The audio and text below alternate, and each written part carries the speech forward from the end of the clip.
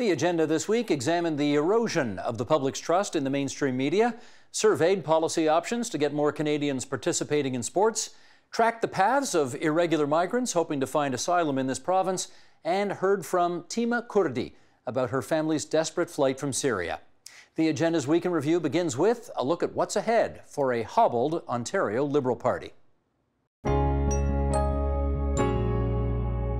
As a leadership candidate, Kathleen Wynne promised to be the social justice premier who would demonstrate a collaborative, fiscally responsible approach to governing. That's the second part. That's what I want to hone in on. Because having put the books back into balance, maybe not according to the Auditor General, but according to the Ministry of Finance, the Premier in her last budget and the Liberals in their last budget then said, okay, we balanced the books, now we're going to go back into deficit for the next 7 years. Do you think there was a disconnect there between her original pledge and the way she governed? I do think there was a disconnect, and I think particularly on fiscal responsibility, we're looking at people who are trying to balance their own books at home, and we know that that fiscal responsibility would have been a very helpful asset for Premier Wynne, as would not privatizing Ontario Hydro, in my opinion. So I think that this government... Hydro One, you mean? Hydro One, sorry. That the possibility of re-election, at least to a minority, would have been possible. We know that much of the conservatism that underpins right-wing populism is social in nature. It's the people who are out there on sex education and the people, quite frankly, who are uncomfortable with women in positions of responsibility and with sexual orientation minorities in positions of political responsibility. So I think had the Liberals been more able to pursue an economic responsibility platform, they could have vacated the social conservatism to the Progressive Conservatives, as they have often at the federal level to the Federal Conservative Party. And that would have allowed them, I think, to hold some of that middle ground. But it was very hard to make that case given the Auditor General comments. Adam, I want to follow up with this. We learned in the last federal election, this is already 2015, so a while in the rearview mirror, that the one thing the Liberals got right, we know this from polling, is that deficits just didn't matter all that much at that time. And Justin Trudeau was prepared to run deficits, and it didn't hurt him. Might have helped him, actually. Would you say that in this campaign, having balanced the books, the Liberals made a mistake by offering to run deficits for the next 7 years? I think they looked inconsistent and a little desperate, so I think that was a problem. I don't know that people in great numbers voted against deficits. If they had, I mean, Doug Ford did not run very credibly against deficits. But at least he paid lip service to balancing the books. He did. I mean, if we look at what people were actually annoyed about, though, I think it was much more around energy. I mean, that seems to have been the issue, that even though that seemed to have leveled off a bit when the Liberals reduced people's energy bills a bit out of the tax base, somehow the campaign seemed to trigger it again and remind people of how annoyed they were about it, which is less kind of a left-right issue, other than the Hydro One privatization, and more, I think, sort of a not being in touch with people concern, which I think Jim was alluding to. The sense of talking down. Hydro One salaries, I think that continued to hit the Liberals throughout the campaign. The $6 million man. The $6 million man. Let me follow up on that with you, Eleanor, because this is probably 2 or 3 years old, this tweet, but I still remember it to this day. I don't remember who tweeted it out, but the government of Ontario made an announcement that you are now able to renew your OHIP card, health insurance plan, without indicating male or female as a gender. Because many people self-identify more fluidly as it relates to their gender. And it was announced as a kind of a great moment of social justice in the history of the province. And I recall somebody tweeting in saying, isn't that just great? Meanwhile, my electricity bill just went up 200% last year. Was that a disconnect that your government never got its head around? I don't know if it's a disconnect. I think that both of those things are possible at once. If I heard correctly in the Premier's Toronto Star editorial board interview from her leadership campaign, being a social justice premier was part of that. It's not a silver bullet issue. This is the largest economy in the country. This is the largest subnational in the country. And it's a complicated job. And it's not a silver bullet issue on just about anything on any given day. So it's not mutually exclusive. You can be a social justice premier at the same time as you are an economically sound premier. And I would also hasten to add that while there are some criticism about our fiscal probity, we weren't the only party in the election. All three said they were going to go into deficit. Greens too. Yes, Greens as well. So as Adam points out, I didn't hear much at the door, to be honest with you, about that, although I did hear it more than I did the last campaign, which tells me that there is a growing preoccupation with that. And I think it ties into, if I may, Steve, I think it ties into something that I saw, and I'd be interested in Jim's thoughts on this, is that people seem to be moving away from this notion, again, of government as a force of good in people's lives, and the size of government, and what's that going to cost them in the future. I heard from more people, oh yeah, childcare, that's great, but what kind of debt am I leaving my children? And that from middle-of-the-road people, not just so-called conservative people who started to be preoccupied about that. And I think that's really interesting. I think that speaks to the fabric of our society and people's preoccupations, and maybe something that we missed. We were so busy creating that social justice framework, putting the pieces of government in place to help people in their daily lives and help them manage the economic forces that were overtaking us globally and the people that were left behind and the future nature of work, that we didn't maybe pay close enough attention to people's immediate needs. Let's find out why the influx is as high as it apparently has been over the last 6 months. How come? I think that it's extremely complicated, and when the press focuses on very specific kind of mechanisms and catalysts for it, we can get quite fixated on those. And when we look at irregular migration routes, we want to know what the catalysts for change are. And the way that you look at that is, again, like I said, push and pull factors. The one thing that we need to look at as well is policy change in countries where they're currently residing. So we could look at policy change in the U.S. Such as announcements in the U.S. to repeal temporary protected status for people, which we know has not been definitely the main reason for this influx of people from a variety of different countries. But it could become a major political situation in the coming year. And this is something that maybe it's not time to talk about it yet, the kind of forecasting around this. Yeah, hold off on that for a second. Yeah. You wanted to add, Audrey? Yes. The premise of the Canada-US Safe Third Country Agreement is that both countries are safe places for people to seek and obtain refugee protection.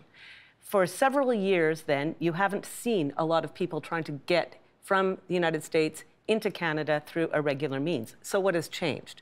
Well, let me give you an example. Let's say you have a woman from Honduras. Honduras is a country with the highest rate of femicide, homicide of women in the world.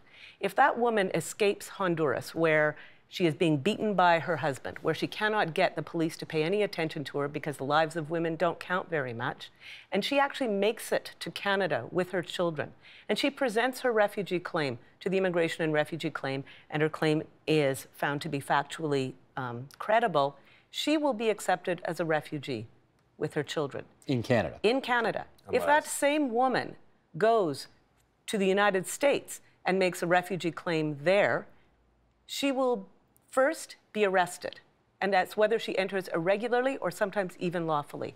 Her children will be taken away from her. She will be put in detention. You should say that. That's new. The taking away of children from their parents is new. Is new. It's unprecedented. There's really no obvious justification for it. It's not required. And all evidence seems to indicate that it is done for the express purpose of deterring people from seeking asylum by doing one of the worst things that you can do to inflict suffering on families, which is take children away from parents. When did that policy change? About a month ago. Well, it has been building for several months. It has now been made a kind of automatic default policy in the last month or two. Do you know if that came from the Department of Justice or the Oval Office, or why did that happen? It happened in order to deter people from making claims for refugee protection as well as irregular migration. Is it working? Not as far as I know. What it is doing is inflicting horrendous suffering on people. And that is its very purpose. And so you can imagine, you could decide to deter people by putting snipers at the border. You could decide to deter people through a variety of means. They've decided to deter people through taking children away from their parents. It's designed to inflict suffering. And let me give you another example. You know, the North Triangle of Central America is suffering but gang violence. You know, is so violent. This Guatemala, Honduras, El Salvador there.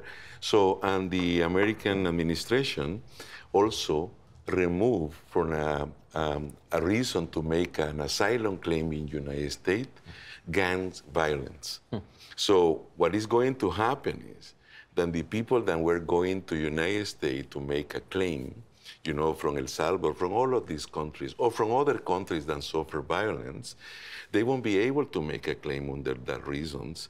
And we continue in our system, because it's one of the best definitions that we have universally as a protection, refugees, and different things, and risk, for instance, they are going to come to Canada because that's the only option that they have. Well, do they come to Canada because, I don't know, Craig, maybe you could help us on this, because the chances of being accepted and given asylum are better than in the United States?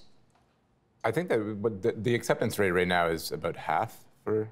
Is that correct? Yeah. The acceptance rate fluctuates. Right now, it's better in Canada. It wasn't always the case under the previous government. There are really two reasons why they try to come. Well, one reason is that they might think they have a better chance of being accepted as refugees in Canada.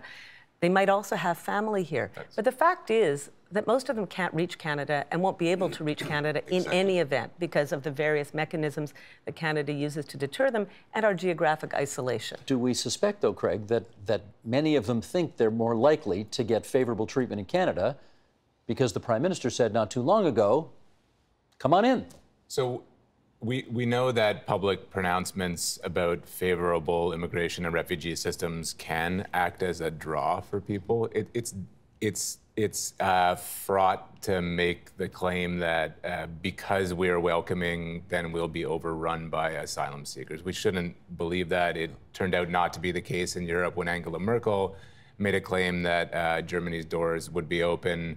And as Audrey mentioned, it's very difficult for people to arrive here just logistically because of geography.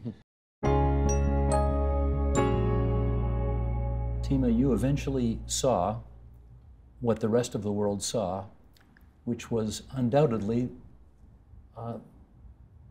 the most impactful picture maybe taken this century.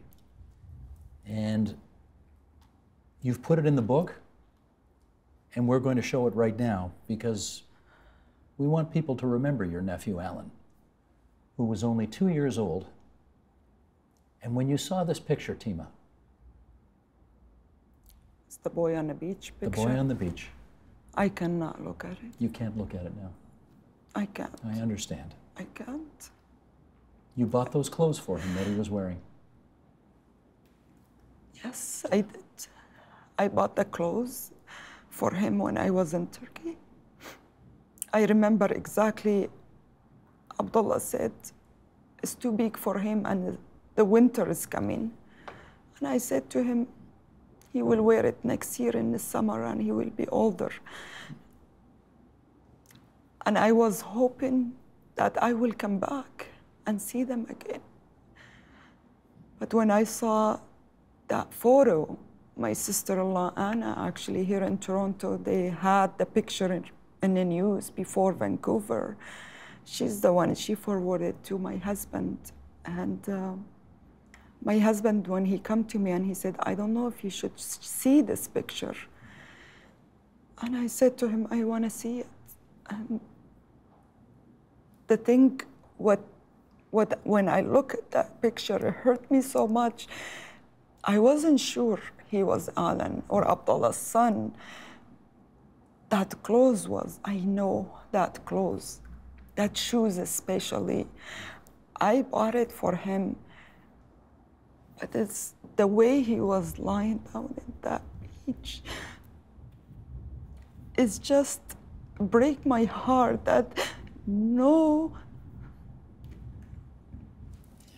baby.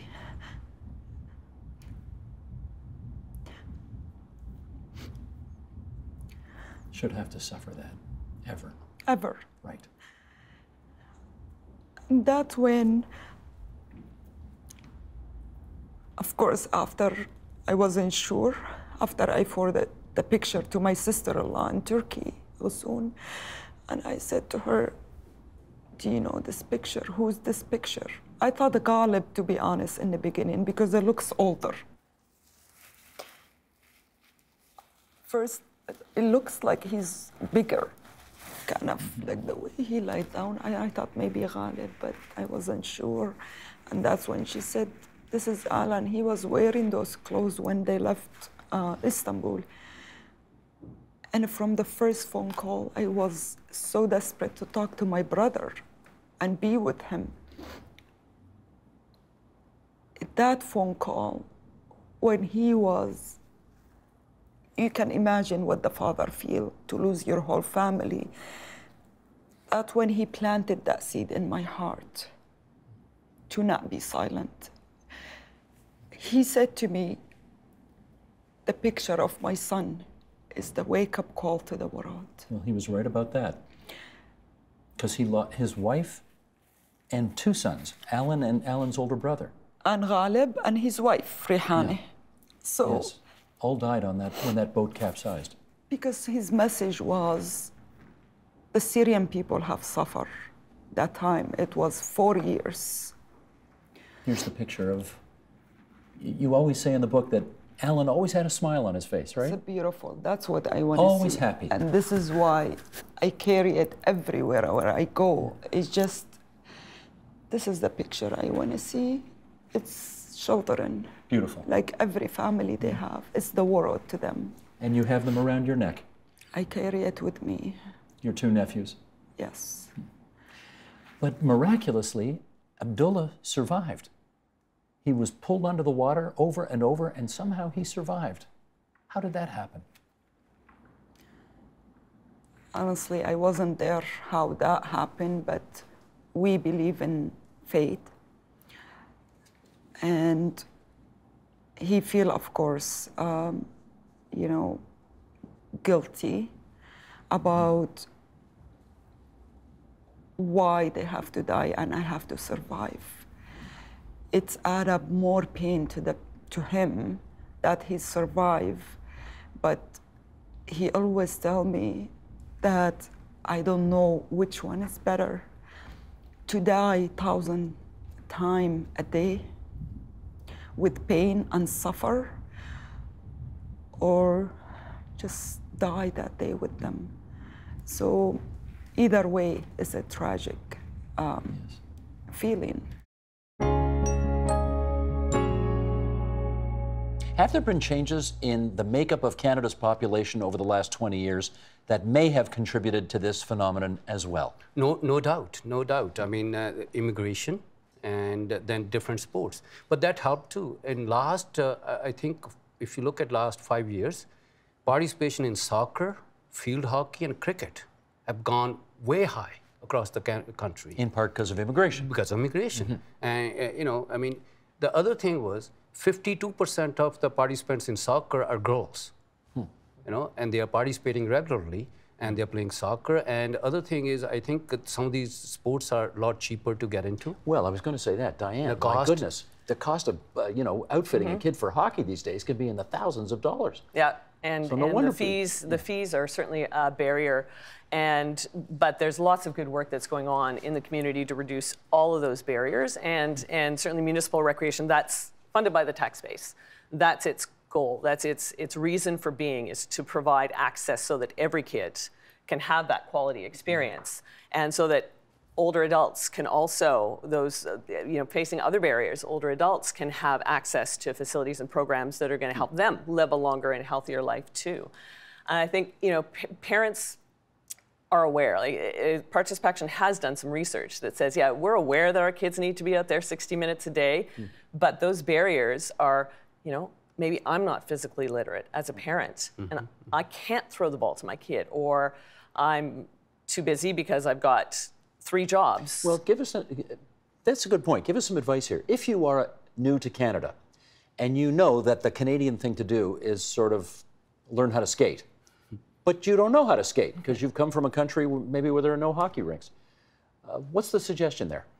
There's lots of opportunities, and I know certainly in smaller communities where they may only have an arena and they've got some newcomers, they'll partner with the local businesses to make sure there's a skate drop so that every kid can get the skates for free. They open up the ice time, they get some mentors, some youth mentors involved to help teach everybody how to skate, and that could be the parents and the kids coming together. Yeah, and I know lots of schools try and work in a learn to skate, and they'll partner with the local municipality to make that happen. Let me follow up with you. Or you wanted to say something first? Sure. I think that it's also incumbent on sports organizations to ensure that they're making newcomers and everybody feel welcome. Do they not do that now? There are challenges. We've heard stories of people saying things or doing things that turn people away. Like what? For instance, not necessarily understanding the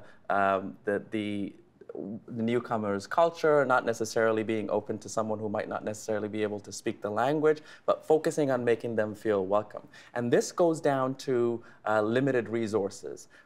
Oftentimes, coaches at the local grassroots clubs are managers. They're the ones who are cleaning up afterwards. They're also the administrators who are filling up the paperwork. So they don't volunteers. And they're volunteers. Right. So the sports system isn't doing enough to increase the capacity of the grassroots organizations to ensure that the coaches, that the administrator does the paperwork, and there is someone looking at outreach and engaging not just newcomers, but the broader community itself. So. Tell us this as well, because I know Belgasol mentioned a moment ago that we had the Pan Am Parapan Games here in the province of Ontario. They were, I think by most accounts, a great success. They really were.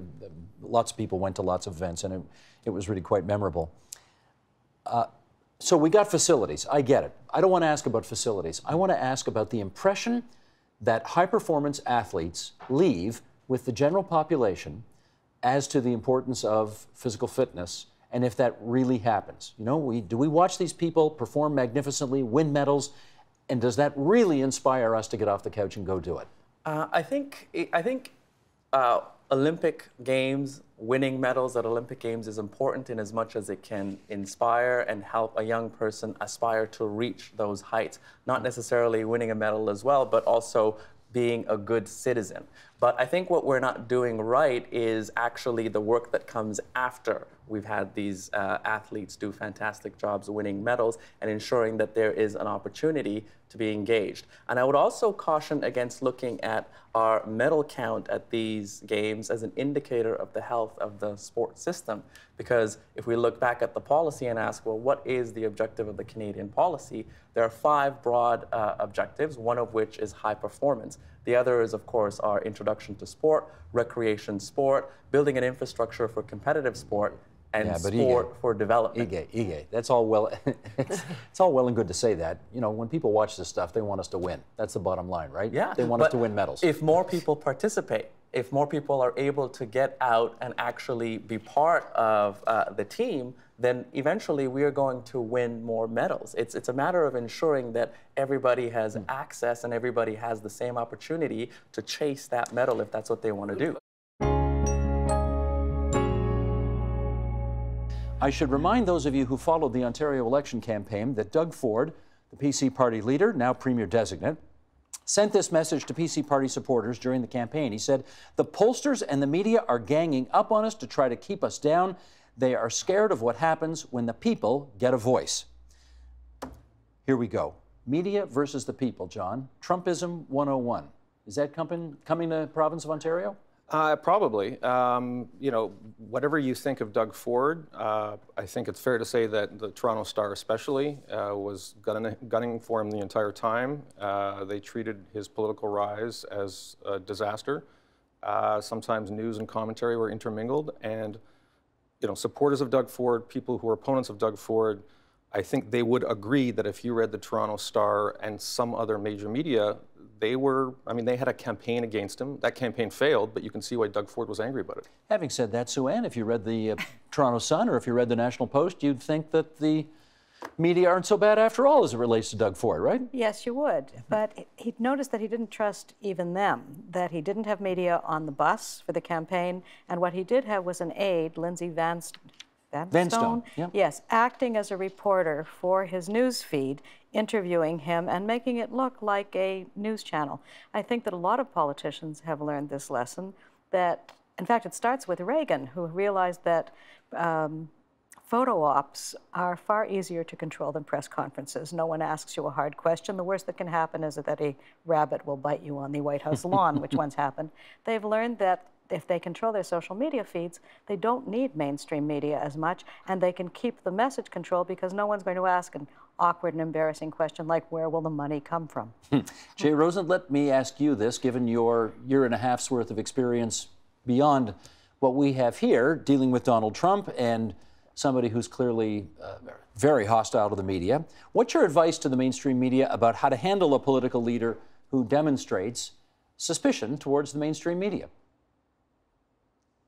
Well, I think people in Canada and Ontario should get ready for a strategy in which Doug Ford makes a lot of news by being outrageous and saying all sorts of things that are norm busting and boundary busting, and therefore dominating the news agenda through a kind of lurid sensationalism, while at the same time attacking the press so that any critical information that comes out is, for his supporters at least, immediately discarded.